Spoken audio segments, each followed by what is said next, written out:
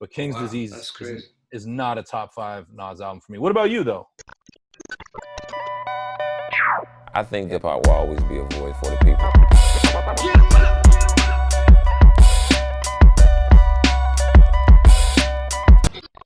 Hey, what's happening, man? Hey, how are you? Good, man. Back in the New York groove, you know. Yeah. New scenery, new surroundings. New scenery, new surroundings. Got the Run DMC T-shirt on. Okay. You know, it's wild, man. I put this shirt on, just feeling like New York. You know, wanting to rep. Was riding down the West Side Highway, listening to Hot 97. All About the Benjamins came Okay. on your Hot 97. That's my word. You know, Yep.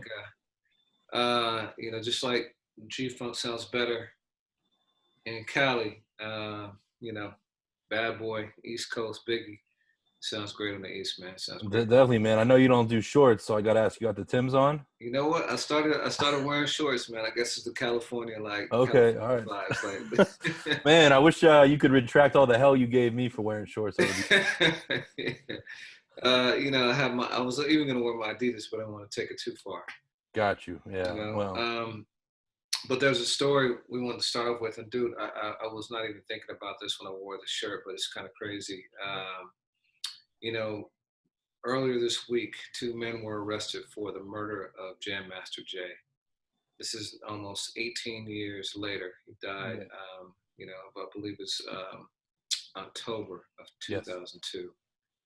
The 2 men were Ronald Washington and Carl Jordan. There was a Netflix show or documentary that came out a few years ago. Actually, it was picked up by Netflix, but it was produced by Ramon Dukes in part, who used to work at Revolt and MTV. And that kind of laid out the story. But, you know, what do you think about this? Is like, can you recall a crime in hip hop being solved this far out before? No, certainly not 18 years. And yeah, I mean, we saw a lack of justice, you know, in the case of Tupac and Biggie, even though books have been published on both investigations that happened by the LAPD, especially surrounding Biggie. No, I mean, this came out of the blue, and it almost when I saw the story that the New York Times had circulated, I was almost in disbelief, like this has to be an old link or something.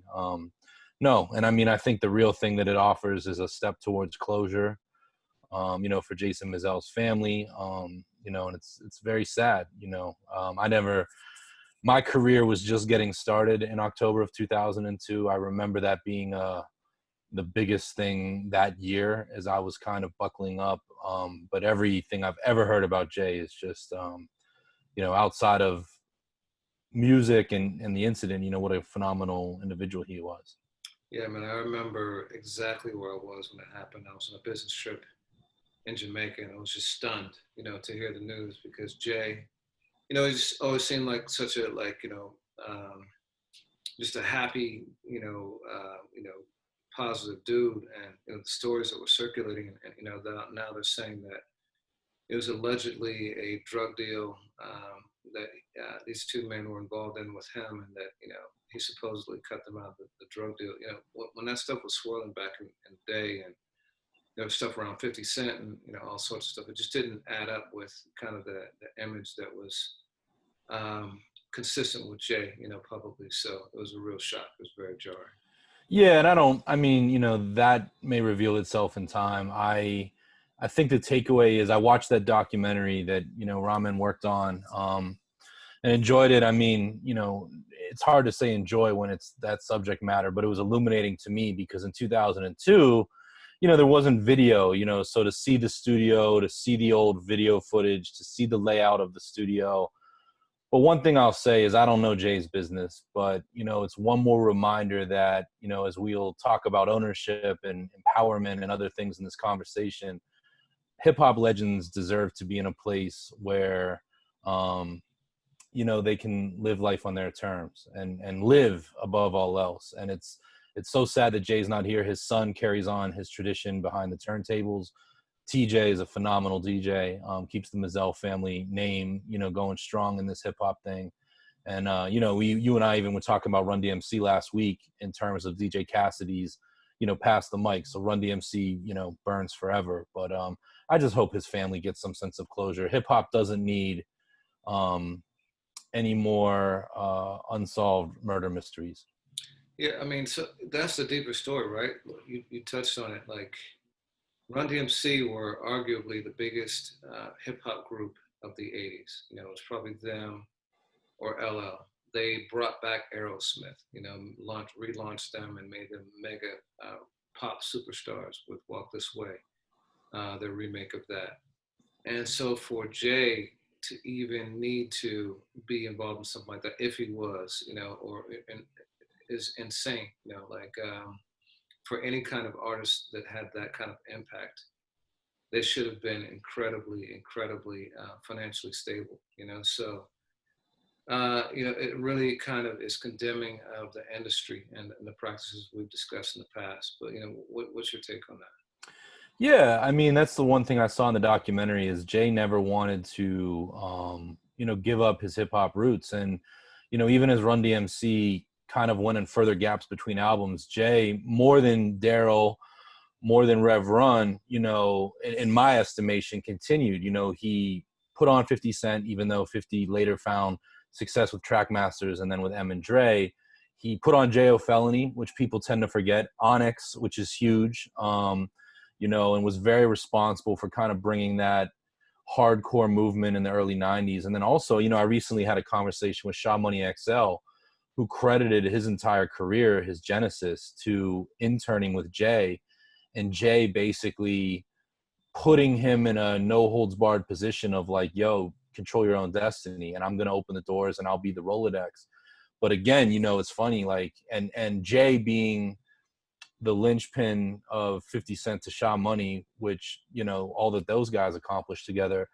Yeah. I mean, and it's sad, like, no matter what, whether Jay was, in the streets in terms of why he died or not, a guy like that of that stature should be able to have a studio with security and protection and have people around him where he's just not in those situations. We had that conversation a lot over 2019 with Nipsey in the marathon. And obviously, guys decide to be men or women of the people.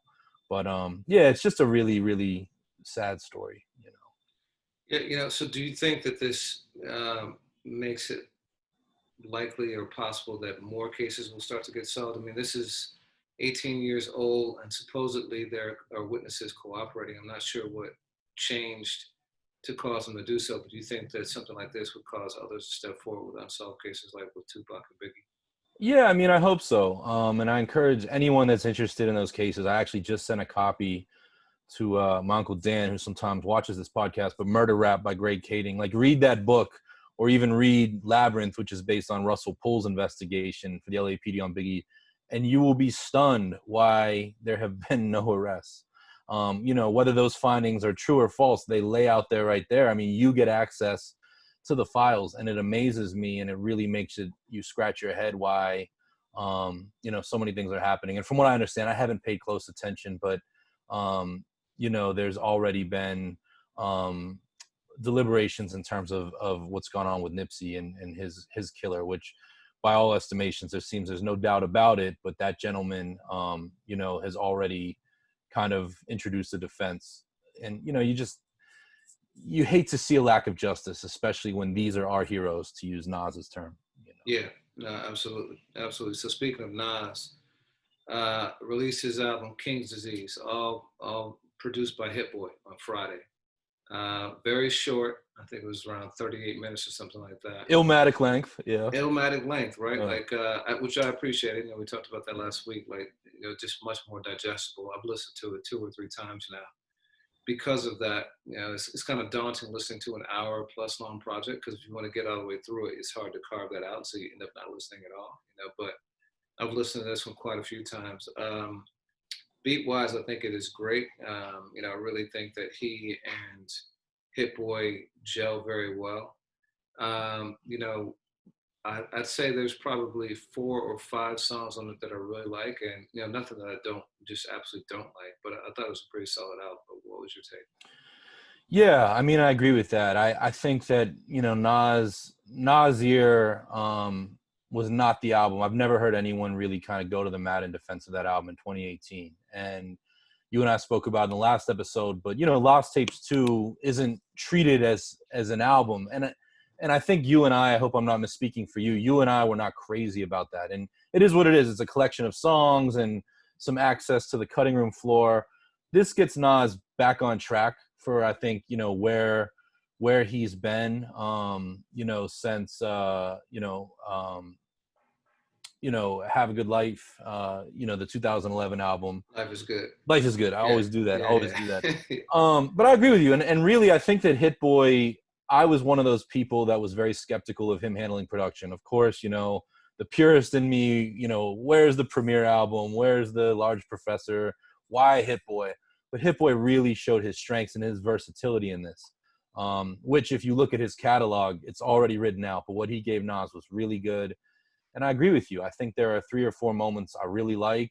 There were some that I did not care for. I did not love some of the more modern bridges, you know, the stuff with Don Toliver, even Big Sean. I'm not crazy about that. But then on the flip, you know, his work with Anderson .Paak, which is a no-brainer, is one of the higher points in the album for me. And I believe you added it to our playlist. Yeah, no, I thought that one was great. I actually really liked the song with the Firm. Yeah. You know, got a nice groove to it. When you got 8 bars from Dr. Dre, which was cool. Uncredited, You know, yeah. uncredited, but you know, yeah, I just love hearing Dre's voice. But that was it was truly lived up to the title, full circle. It was a great moment for all involved. Let me ask you this: you had a lukewarm reaction to Ultra Black when it released as a single last week. Hearing it in the context of the album, does it change your perception of it at all? Yeah, it's definitely I like it more. It's still not in those 3 or 4 songs that I love on the album, but it fits the groove. I completely stand by what I said previously, that like for Nas, who I think is an absolutely upper echelon artist when it comes to first singles in particular, I think it was a miss. That being said, I don't know that there's a single on this album. Like, I don't know that there's that moment that really jumps. It's more designed for that, like you said, 40, 50 minutes, you know, of dedicated time. But to answer your question, I do. And I love when that happens. I love when a song takes on a different context with the others around it. Yeah, you know, I wasn't crazy about the Big Sean song either. But I will say, I understand why they had to release a solo Nas joint as the single, but I would Mm-hmm. say I would follow it up with the Firm joint, Full Circle. I Yeah, think I that's mean, going to be a big record for him. Full Circle's great. AZ, I mean, you and I have spoken about it in this venue. AZ is phenomenal. I honestly think that he might have the best verse on the song. And You one got of him again? Yeah, I do. I mean, A just sounds so crisp, and there's something, you know, you speak about frequencies of vocal tones going from Nas to A throughout the years, you know, the Essence, you know, Life's a Bitch, like they just sound so damn good together. And that was really cool. And I love, for a litany of reasons, you know, Cormega being on it. Cormega did exactly what he's been doing, you know, his whole career on his own, just that really wisdom and informed delivery. And then like when he slows down for emphasis and raises his voice, I love that. And for anyone that follows the history of the firm, like that is a huge step. I mean, Corey's worked with AZ over the years. He's worked with Nature, who is not on this song. But to have him and Nas go full circle to really the 96 lineup of the firm is it's really cool. It's really meaningful. And I think that it bookends history. I don't know if we'll ever see more of this. That's not even what I care about right now. But I love when, you know, folks make right and do that thing. On the flip, you know, of course, Foxy Brown has to be there. She is an integral part of the firm. Honestly, I was really disappointed with her verse, and I know she's gone through things on the personal side with her hearing and, you know, just a number of things. But this could have been a huge opportunity for Fox to remind everybody what she's capable of. And just me myself, that's not what I got in this moment. Yeah. Top 5 album for Nas? No. No, I don't think so. But I think that it's a really enjoyable album. One thing that I'll say, you know, we talk a lot about storytellers, and Nas over the years, you know, from Rewind to, you know, you can go on and on, even unauthorized biography of Rakim. Nas can spin a tale, but I don't think he gets enough credit for imagery. You know, like Nas is so phenomenal. He's like Martin Scorsese. Like he takes you to the place by giving you 3 or 4 images. And you know, my favorite song on the album is you know, car number 83, or excuse me, car number 85. Um, which when I saw the track list, I'm like, yo, is this like a braggadocious track? Like, is this Nas talking about like buying his 85th car? But in reality, it's him going back to mid-adolescence and using the car service to explore New York and feel like somebody. He's got a line in there about like getting high and just figuring out who I want to be. And it's one of those like second childhood type Nas songs that is, whoo, and that's the one with Charlie Wilson on it. And yeah, to me that might be one of my 5 favorite songs this year.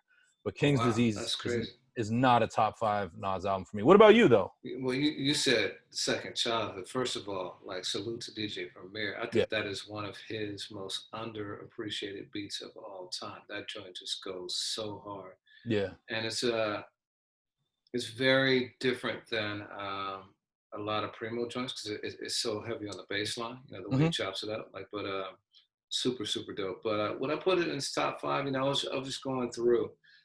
I think there's an argument to be made. I mean, like we talked about last week, so Illmatic clearly number 1. I think both of us would put God's Son in that like number 2 slot around there. Some people would put Stillmatic around 3 or so. I might argue Life is Good is around there just because of the content, the subject matter. After that, you start getting into I Am, which has got some standout tracks. It Was And Written has to go in there. I know you're you not. say it was written. Like Yeah. I know we're gonna Yeah. differ on that forever, and I should go back and listen to it Yeah. because, like I said, I just listened to it with expectations, and you know, coming off Illmatic, there was no way that it's very difficult. Like I can only think of one or two artists who followed up their debut album with like an even better album, and that probably be Kendrick.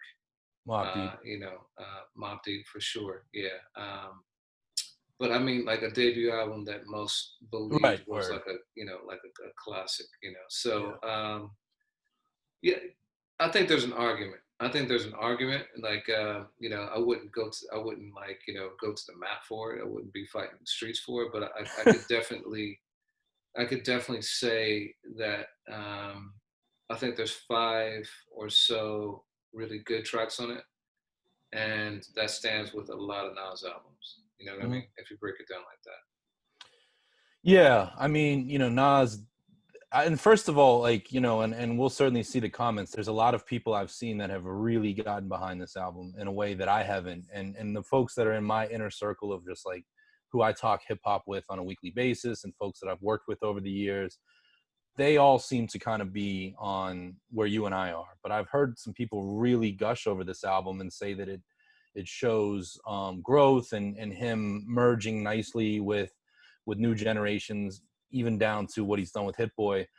You know, a case can be made. I mean, Nas is one of the most listenable artists. Like, it's never worked to listen to what Nas has to say, and then you find your songs and you go back and you go back and you go back. But yeah, and not for nothing, you know, in 2020, top 10 hip hop albums right now, and you know, we're a week from September, all day long. This is on that list, but Okay. it's still not. You know, I still in just the ongoing conversation, Royce, Apollo Brown, and Shea Noir.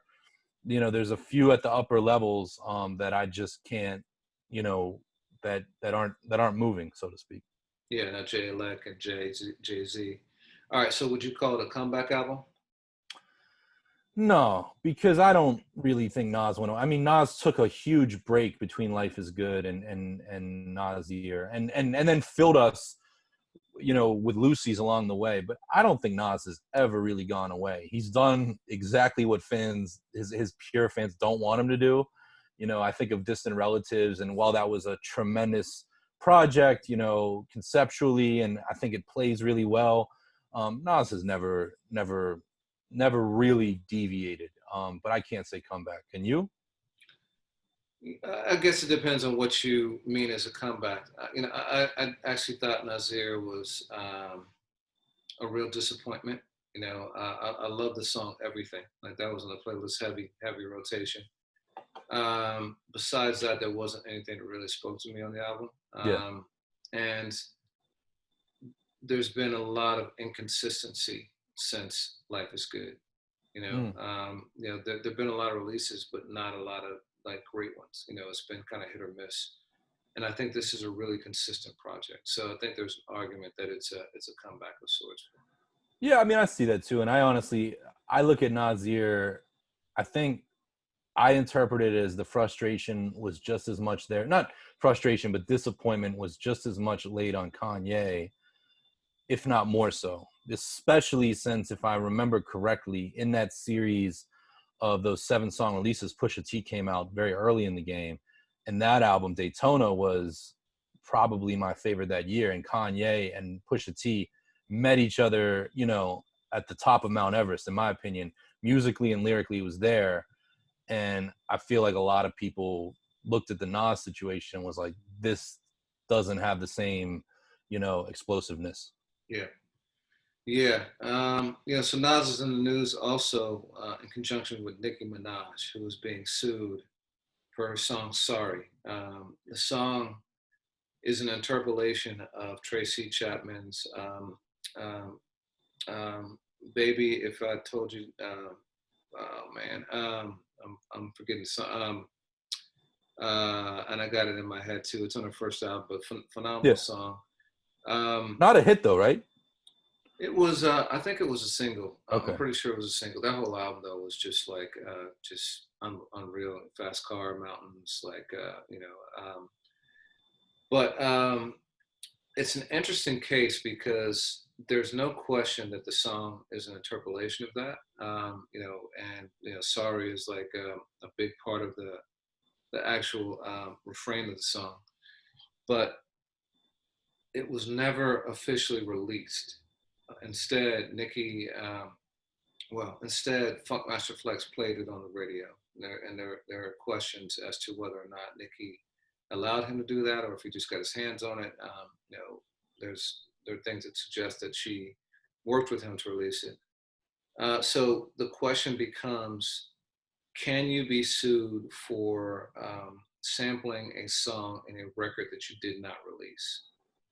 We see it. We see like variations of that on mixtapes, right? Like so, a lot of times if artists can't clear samples, they'll just release it for free because they're not profiting off it. And even that, I guess, is questionable. You don't have the right to release it. You're still putting it in the public domain. But this one is a question of whether or not you can be held liable for a song that you just created, in theory, just for your own personal use. So what do you think about that? It doesn't surprise me. I mean, we've, it was in, a decade ago, a little less, that, Lord Finesse, who we just recently had on the show, him and his team sued Mac Miller, over a mixtape. And that one was a little bit different, if I remember correctly, because that mixtape was being sold at shows and, arguably had generated money digitally. But yeah, I mean, I think that in this day and age, as, property, artistic property becomes more and more in discussion, you're going to see this. And I think it's going to force artists, especially at Nicki's level and probably 2 or 3 levels beneath her, to really rein in what they do. And it's sad though, because there's a lot of great music that was never released, and Nas is part of that. Jay is part of that. Lil Wayne with those mixtapes, that he did with DJ Drama is part of that. You can go on and on. And, I mean, you have a legal background. There's lawyers out there that, just like sample snitches, will easily get behind folks to try to take this music away. And that's the part that worries me, is like, great moments in time might not be there at a time right now when just about everything seems to be on YouTube still. Yeah, I mean, So the song was called "Baby Can I Hold You," the original. Yeah. The argument is it would really kill the ability of artists to experiment in the studio, you Yeah. know. And in fact, like it would place you in a position of having to go out and try to start clearing samples before you even made the song, Right. which sounds absurd, Ridiculous. you know. It's a really creative and interesting argument, you know. I think it's going to turn the facts. Like, I personally believe that artists should be able to experiment and do whatever they want to in private. I mean, we can all sing like whatever we want to, you know, without having to pay for it. But I think it's going to turn on whether or not she intentionally leaked it. You know, I think that's going to be the key facts here. And that'll be interesting. And from what I've heard on the issue, you know, Tracy Chapman, despite the fact that you've got like Nice and Smooth, you've got people that have sampled her over the years. She's always been one of those no sample artists. You know, people said that, you know, in his lifetime, Barry White was like that. You know, everyone knows Biz Markie and Gilbert O'Sullivan, you know, and the changes that happened, you know, going with you know, Alone Again Naturally. Like, Tracy Chapman, for lack of a better, just seems like, you know, the wrong one to fuck with. And it's funny too that I didn't know that about her. I mean, you and I have talked about Tracy recently and her music, but there's even a version that the Beatnuts had sampled her, and it's gone. Like, it's vinyl only, and that explains it, because Tracy's just one you're not going to play with, you know. So yeah, I mean, I'll be very curious if this is even worth Nicki Minaj's time. All right, so let's talk about that though. And you've had this in the document for quite some time. The notion that samples actually are helpful to the artist. You know, they get you to go back and explore the catalog of the artist that was sampled.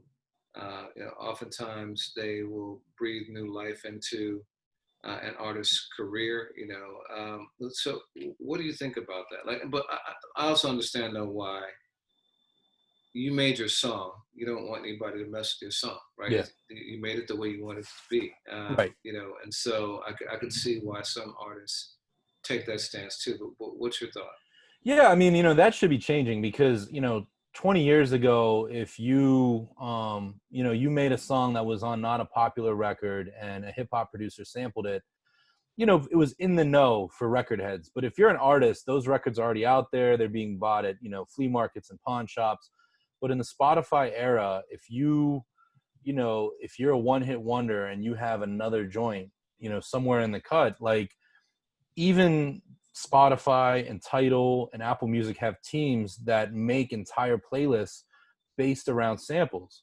You know, you and I have spoken a lot over the years about how nice restaurants play gangster rap and play, you know, the hip hop that you and I both love. I find that samples play a lot too in those same environments, you know, bars and you know, clubs and stuff like that, when the world was open. So I do think it's lucrative, and it amazes me when I look at an artist page, um, you know, on Spotify, to see, you know, their known hits, and then, you know, in the top 5 are these songs that would not be known or recognized if not for, you know, hip hop producers and the like. So I do think it makes sense, but, you know, Tracy Chapman doesn't necessarily fit into that argument. No, clearly not. Yeah, although still one of the best concerts I've ever seen in my life, man. I saw her maybe 8, 9 years ago in New York, and wasn't Terminal 5. It was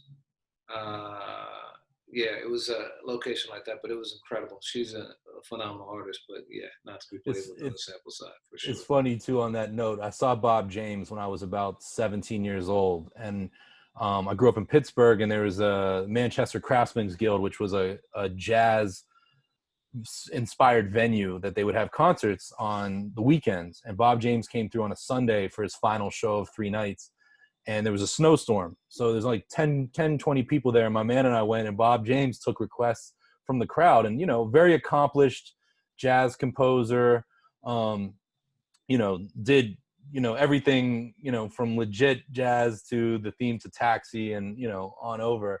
And he took requests. And me being, you know, a young hip hop head, I was like, yo, can you do Take Me to the Mardi Gras or Nautilus? And he laughed, and he was like, the only reason you're here is because of hip hop, huh? And, you know, Bob James has been cool because he's been about his bread and he's sued people, but he's also paid it forward and worked with folks like Rob Swift and some others over the years, which is cool to see. And unfortunately he couldn't play the record because he didn't have the right instrument, but he's been one of the folks that has been very vocal on what hip hop has done for him.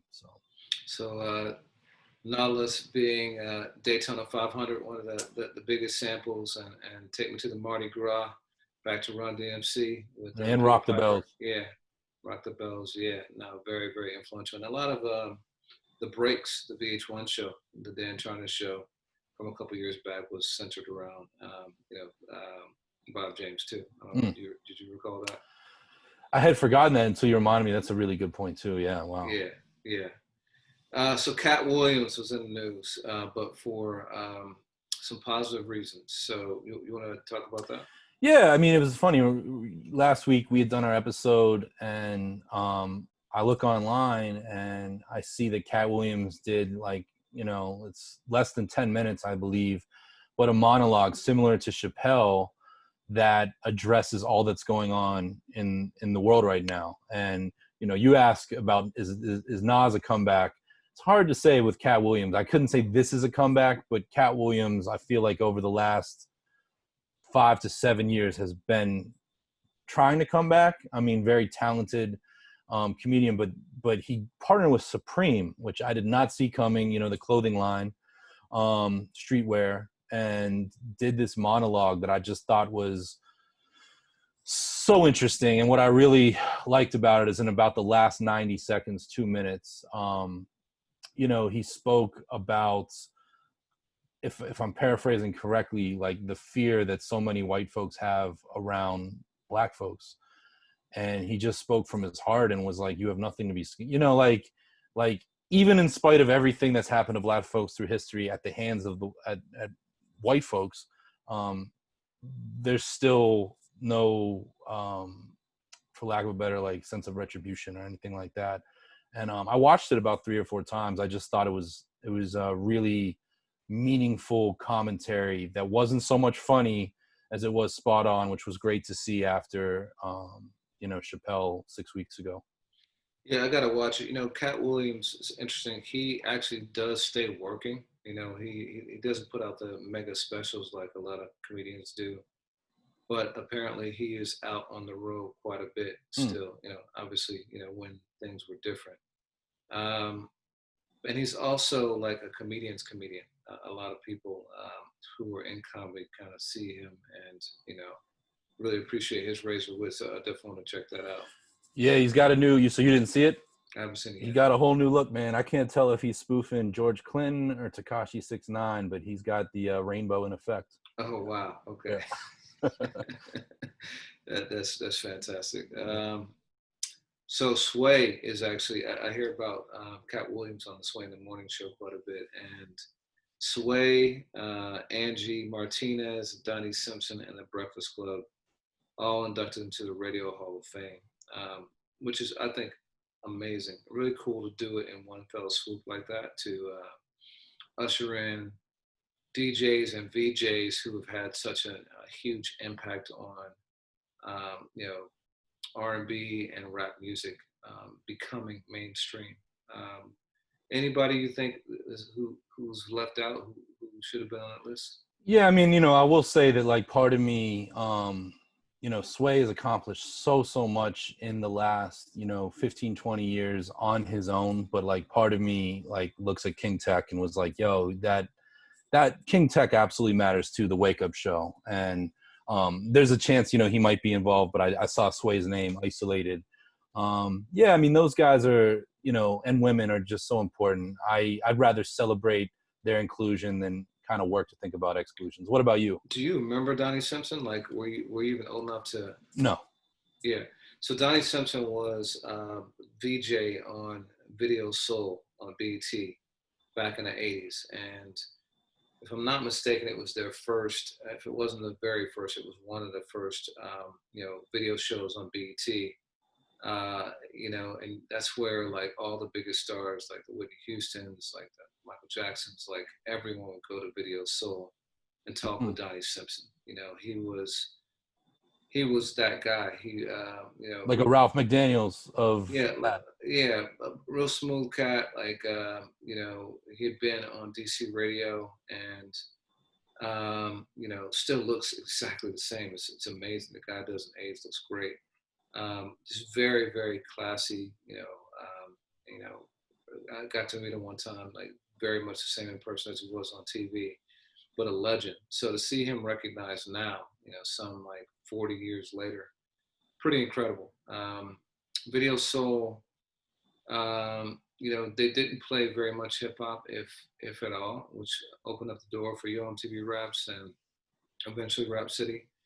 But Donnie Simpson, man, ushered in the careers of so many people. So I'm really glad to see him get that. That's dope. That's Yeah. really cool. I look, one of my favorite things about Sway in particular is just his knowledge. I've got to meet Sway over the years a few times and had conversations with him once or twice with you. But what I love about Sway is I feel like anybody can sit down on whatever platform he's got at the moment, and he's already got a Rolodex of understanding and appreciation for his guests and the music, whether you're A-list new artist that's 19 years old or you're the OG. And the fact that he creates as much content as he does on the daily is it's just astounding. Yeah. Now I can see Ed Lover and Dr. Dre, or Ed Lover, and I could see having been inducted into that. Funk Master Flex, you think he deserves a spot?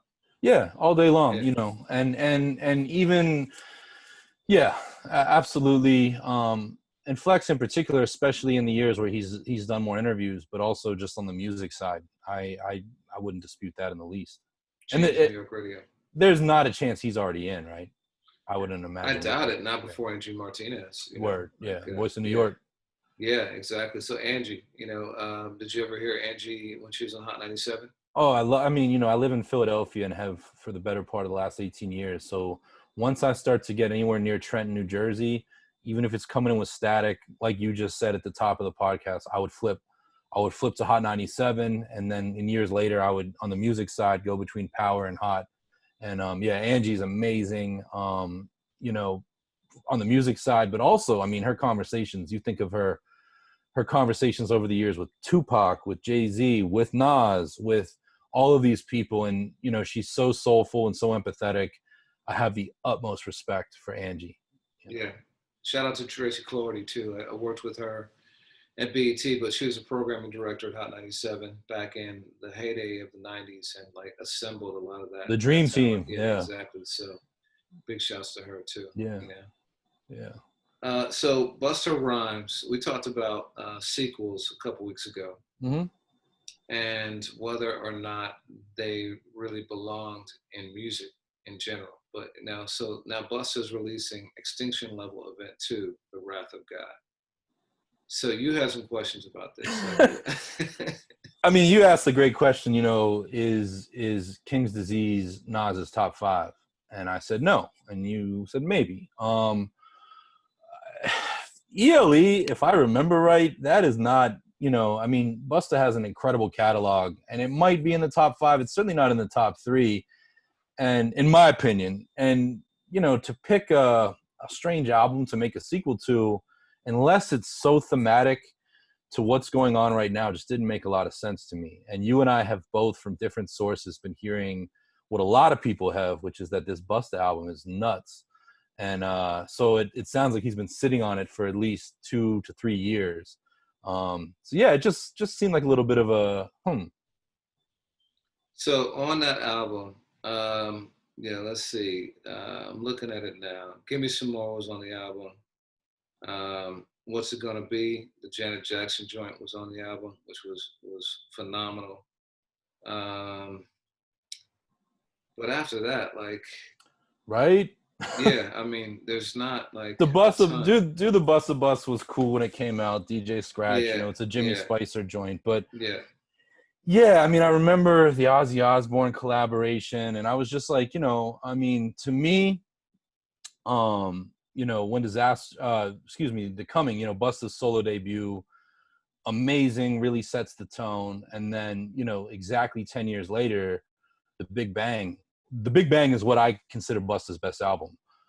even including LONS. Like that album to me is so incredible. But the one caveat I'll say is, you know, it was right around that time in 2006 that Busta had signed Raekwon, you know, brought him into his situation with Dre. They started announcing the Purple Tape 2.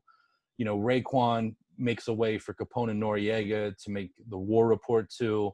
I mean, Busta is not new to this sequel thinking. I'm just a little bit surprised that ELE is the one he went with. Yeah, Busta's another one. Do you think that Busta has a classic album? Whew, that's a tough one. He's got more hits than most. Damn. I mean, no, I think The Big Bang and I think The Coming are great albums. I don't think they're classic. But you're turning this into the Jake Hates on Rappers show, man. Nah, man, not at all. It's interesting. Like, there is a divide, and I don't place more weight on one versus the other. There are album artists, and I think there are very few. It's kind of like dudes who can truly go off the top. There are very few dudes who can truly go off the top. You know, there's a lot of people who can spit writtens and do it well on command. There are artists who make great albums, and we've talked about some of them, but there are other artists who are just consistently making hits. You know, and Busta, like he had a really, really good run where he ran the radio, you know. And so with skill. It might make me kind of go back on the argument that we made last week about, like, can you be a top 10 MC without a classic album? Because go ahead. With less than one classic album, because, you know, Drake probably only has one classic album, right? But I think that most people who were, you know, 35 and younger would put Drake in the top 10. Yeah, I like that you chose 35 and not 36. I don't see, you know, I see Nas on a lot of top 10 lists. I don't see Busta. I mean, and honestly, sometimes I think that Busta's skill is overlooked, you know.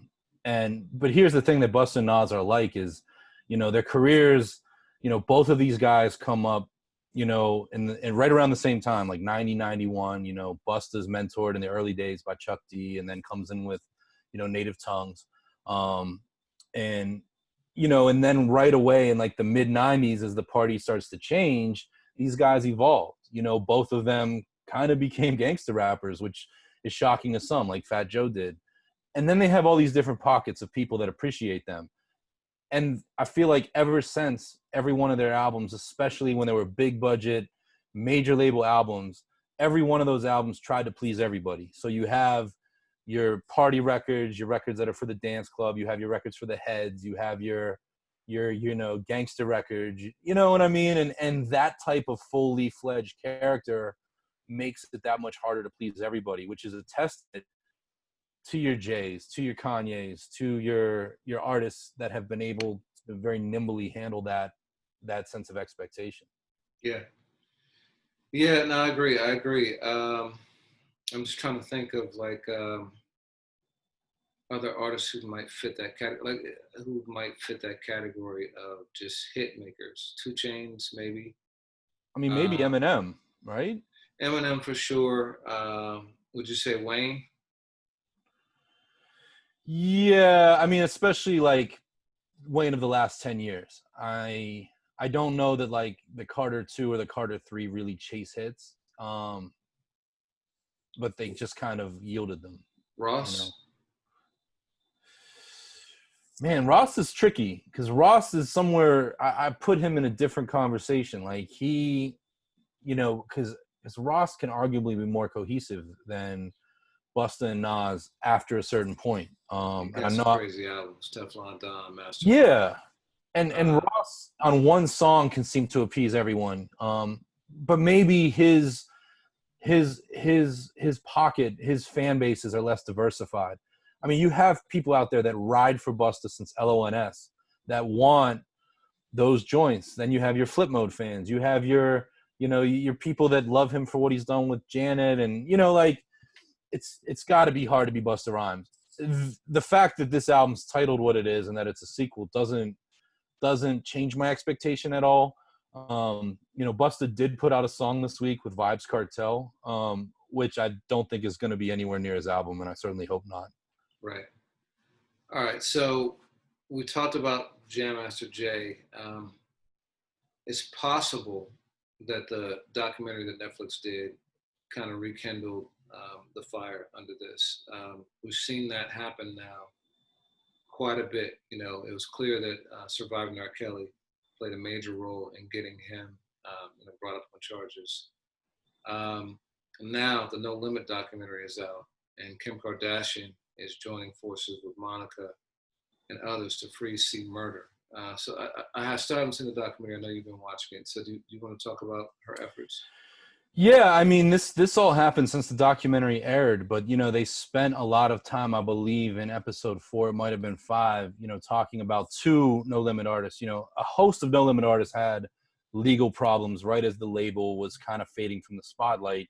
Cain and Abel, Mac, we know about Mystical, and then you have C. Murder. And you know, and there's the documentary lays out more than I ever realized, you know, in terms of statements recanting and witness testimony and how juries treated differently in Louisiana. But it definitely shows injustice, both in the case of C. Murder and Mac. And Monica, who I didn't realize this, but had a romantic history with C. Murder back in the day, started pushing for change. I guess they started speaking again, and she's like, yo, we got to do more. And Kim K, using her platform, said, like, I'm on it, you know. And, you know, you and I have spoken about, she worked even with the White House, the current White House, to, if I'm not mistaken, commute sentences and things like that. Yeah, she has. She's gotten people free. And she's been a real advocate for justice Right. over the last several years. You know, and C. Murder's Master P's brother, you know, and, you know, I would love to just see proper, you know, handling, whatever the case may be. And I hope, just as a fan, my favorite lyrical rapper on No Limit was Mac. And they did spend a bit of time in the documentary talking about his case, which is really heartbreaking. Like, the guns didn't match, all of this, but he still went away anyway. And he was very, very talented. I hope that as they're re-examining this, that it doesn't stop at C. Murder. I hope that they look at Mac too, which those are totally different cases, but you know, the same Louisiana within a 1 or 2 year period put these guys both away for very long times.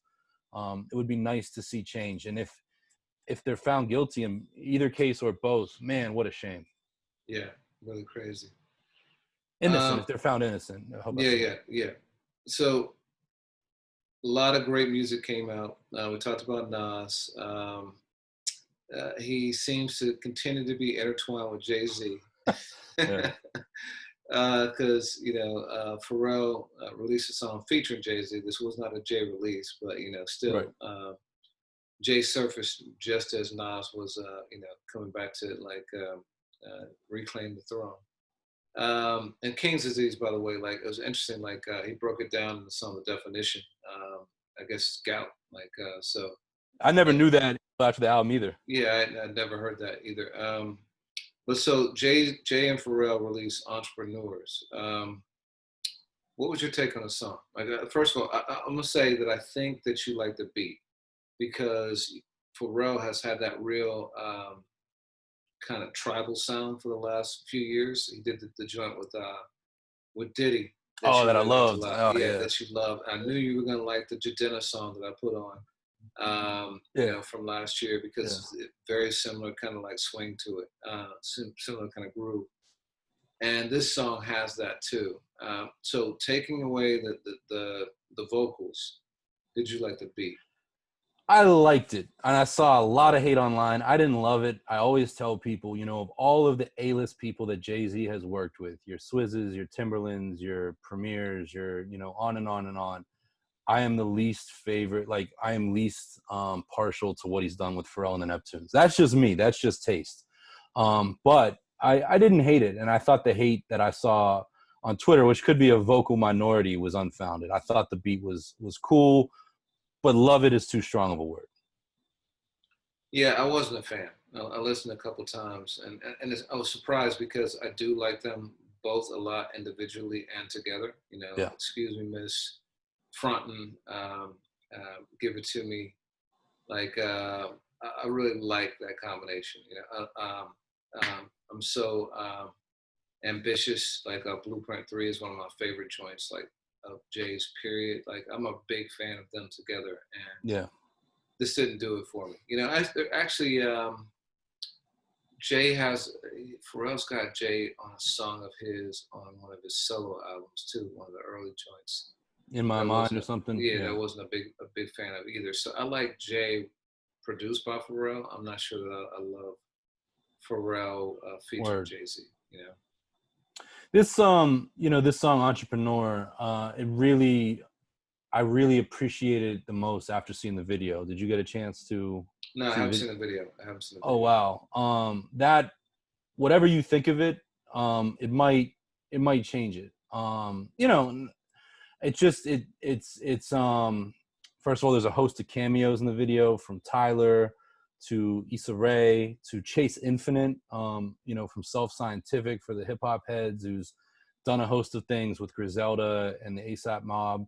But it really just celebrates Black accomplishments in a way that, like, you know, one of the catchphrases of the last 5 years is controlling your own narrative, however that applies to you. Um, and this video embodies that, of like, yo, let's just celebrate all that Black folks are doing. And it lists both at a celebrity level as well as, you know, your next door neighbor. And I really, you know, I dig that sentiment. I thought the video was very well shot.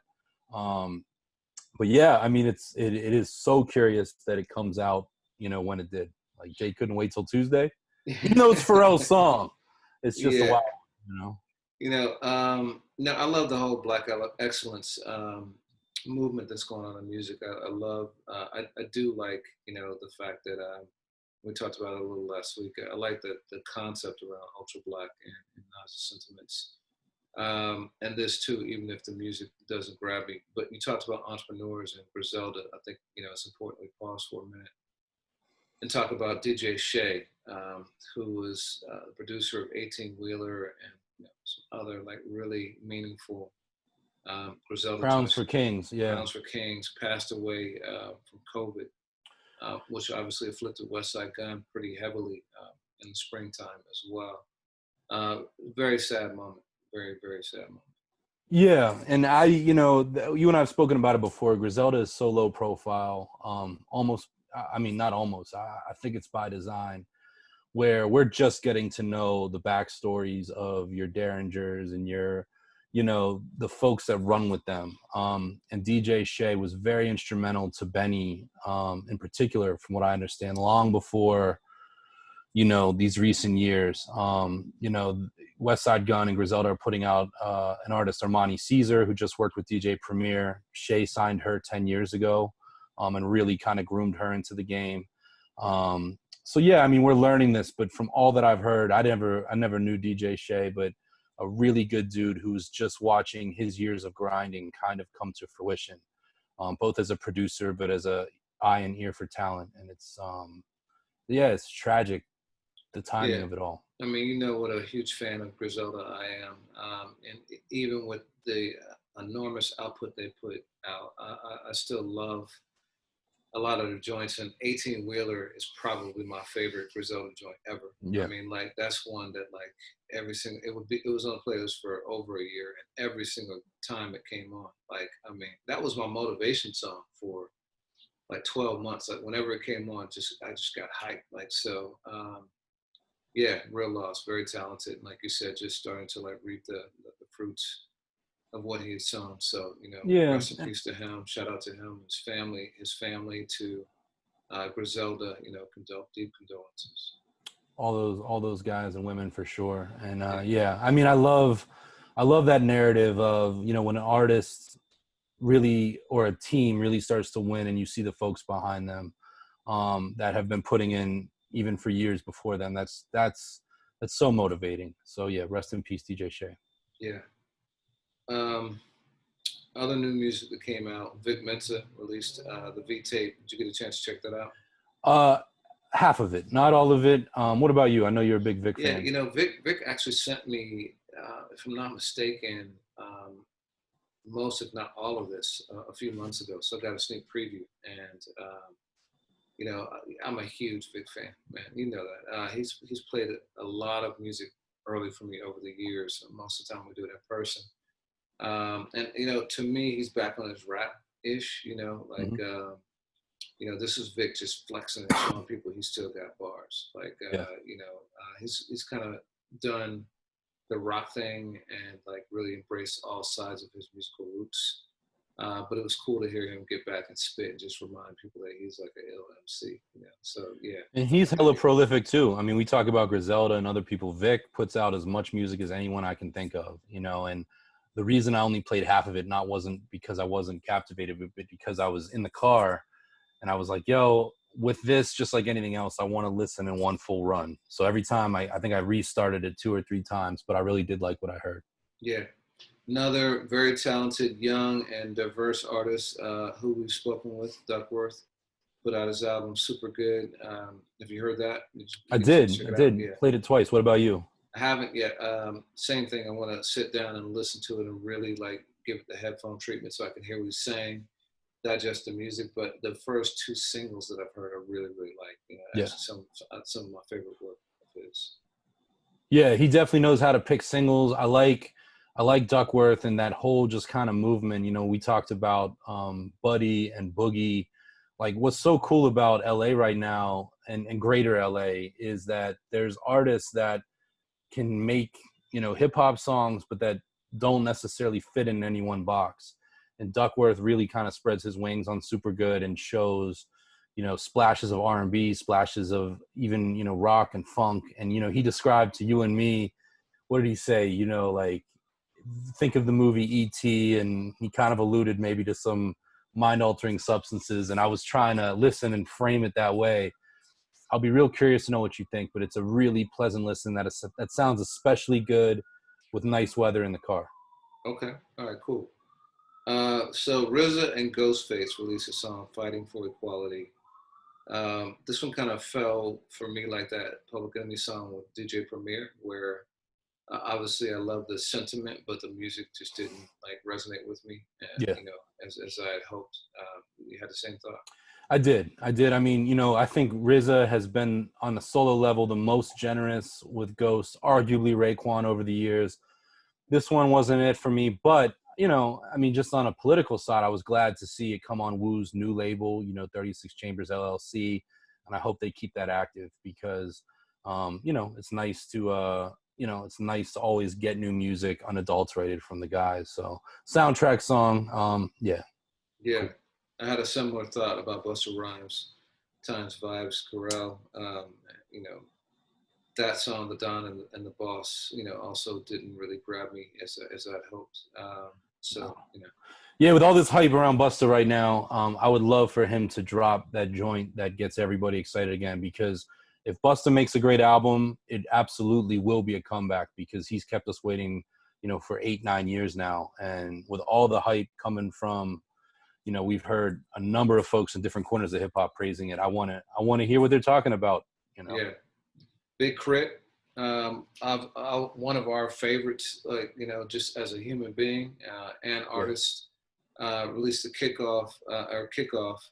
I'm wondering if it's like a tie into NFL season because it, you know, a lot of like references there and like imagery to you know, football. So Yeah, it had that vibe to it. You know, last year, you know, Rock Nation partnered with the NFL. We got joints like Royce's Black Savages that were playing in NFL campaigns, whether for a video game, you know, or the Real Deal League. This just had that feel. And K.R.I.T is one of those artists that can just dump music. Like he can, you know, what was it, the day that he put out like a joint every hour, you know what I mean? yeah, So yeah. I don't read into that too much, but it definitely had that feel to it more than like big K.R.I.T music. Yeah, it didn't feel like something he was like putting out as part of a project or an album. You know, Yeah. just kind of like a Lucy. You know, so Yeah. I'll say that the single I was most excited about this week, and that, you know, that lived up to it for me. I just added it to the playlist. Actually, was DMX and the LOX About It. And you're not feeling it. You're not checking for it. Oh. No? Yeah, you and I have no, I'm not. You and I have had so many we've had some of our most fervent musical debates over the LOX. And it's funny because you and I are both fans of certainly I think all three guys individually, and then in recent years what they do together. But it is one of those cases where we like different things, and this one wasn't that for me. And obviously, you know, there's DMX in the song. Yeah, and so Scram Jones did the beat. I love the beat. I could see it being more melodic than you prefer. Like And it's a melodic beat. You don't like melody. You don't like the R&B thing. Like, I mean, so maybe that's it. You don't think I can even snap my fingers, do you? It's not that, man. You like soul and everything. You just don't like the R&B. Like, it's all right, player. Like, I mean, it's kind of like my shorts, right? Like, it's a little too soft for you. So. Yo, and I mean, I love DMX, especially coming off of the battle with Snoop. I can't tell you how many Tuesdays I was in the store to buy DMX albums in the 90s into the 2000s. This sounds like DMX recorded it in like a payphone in Grand Central Station. Like the mix, like the whole nine, man. I was so happy, and I pressed play, and I was like, oh no, like he didn't like clear his throat. Like it didn't have that quality level to me. And but you know what, man, if you liked it, and the LOX was one of those places from years of, especially with AFH, of editing, I might think a song by the LOX or by Styles is a 3.5. Like, it's cool. We'll put it up. You know, you will come in and be like, no, it's better, and our readers love it. So that might just be an artist that my thermometer doesn't work on. Well, it's a shame, man, because you're gonna have to listen to it over and over again for the next like several months on the playlist. But like, you can hit skip, but like, give it a few more. I will. I mean, I definitely will. I played it. See how you feel about it in a month. If you don't like it in a month, I'll take it off. But like, you know, the LOX are releasing an album next week, and one thing that I didn't know when we talked about it, I think last week or the week before, they have Large Professor on there, who I mentioned earlier in the show, as one of the producers. I don't think the LOX ever worked with LP, which is interesting because, you know, not Styles, but Chic and Kiss debuted on the second Main Source album, which, you know, Extra P had left the group and Mikey D came in. But there's just some interesting history there, and I love Large Professor's a producer that just continues to bring heat. So when the album drops, I might cheat, look at the credits, and jump to that one first. But you know what? I can't complain that you put him on the playlist. Okay. All right. Okay, cool. All right. So you got anything else? Nah, man. You know what? I will. I'm just gonna run one quick thing by you and end on a critical note. You mentioned the Jay and Nas thing. Can I just run some quick numbers by you that I want your take on this? Yeah. So Royce, the 5'9", put this on Instagram. Don't shoot the messenger. But all right, Stillmatic, December 18th, 2001. Jay puts out Unplugged, same day. Nas puts out Street's Disciple, November 30th, 2004. Jay in Lincoln Park, same day. Nas puts out Greatest Hits, November 6th, 2007. Boom, American Gangster, same day. Nasir, as we all remember from 2018 and the surprise drop from Jay and Beyonce, Everything Is Love. And then more recently, last year, July 19th, Lost Tapes 2. Whoops, you know, everything comes out. Beyonce and Jay, the Lion King joint. Is that curious to you at all? Oh man! It's a dirty game, man. Takeover, breaks over, like yeah, that's beyond coincidence. That's insane. That's really, really. And I mean, insane. those dates are from Wikipedia, which shout out to Dart Adams. Wikipedia is not the end all be all for hip hop, you know, when it comes to dates. But yeah, it's just like people were laughing going into this, like, is Jay gonna drop? And then lo and behold, Monday or Tuesday last week, even though it's a Pharrell song, like, boom, it happened. So it's just interesting. Yeah, it's really interesting, man. Competitors, I guess, to the end. You know, yeah, for sure. Like, I see Theo, he finally made his cameo. That's awesome. Yeah. You know, I got a couple things for you that I'll share with you offline. Okay. But yeah, for sure. Okay. For sure. I think that this is beyond coincidence. It makes it fun. They'll be talking about it 30 years from now in a documentary. Maybe you and I will work on it. You know? Yeah. No. Okay, so what's your song of the week, man? That's a bet. My song of the week is Full Circle. It's the one I keep running back. I really dug that joint. You know, the Not Going Back to Nas is King's Disease, the Firm song. But how about you? I'm gonna go with the Texas classic, DJ DMD, Fat Pat, and Little Kiki 25 Lighters, which people may know from K.R.I.T and some other places, but just played that this morning, and I was a few times through the week. I was like, yeah, that one. So some underground Texas music. Word. That's dope. That's dope. So didn't say it up top, but I'm Reggie Williams, founder and CEO of Ambrosia for Heads. With me is Jake Payne, editor-in-chief. Together we are What's the Headline? Thank you all for listening. Word. Until next week, man.